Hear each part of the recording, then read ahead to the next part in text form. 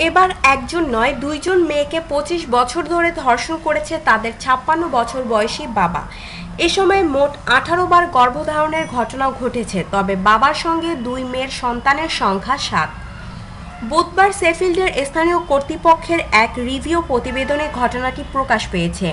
আইনগত কারণে বাবার নাম প্রকাশ করা হয়নি, তবে কর্তৃপক্ষ ধারাবাহিক ধর্ষণের হাত থেকে মেয়ে দুইজনকে রক্ষা করতে না পারায় তাদের কাছে আনুষ্ঠানিকভাবে ক্ষমা প্রার্থনা করেছে।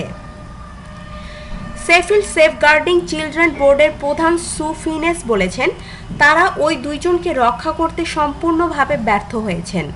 ধর্ষণের ঘটনা প্রথম শুরু হয় 1981 সালে। তখন একজনের বয়স ছিল 8 আর অন্যজনের 10।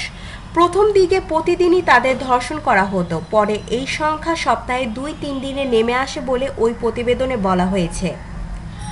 যদি তারা তাদের বাবাকে ওই কাজে প্রতিহত করতে চাইতো তাহলে তাদের মারধর করা হতো, এমনকি কখনো কখনো আগুনের শিখার কাছে নিয়ে তাদের ভয় দেখানো হতো।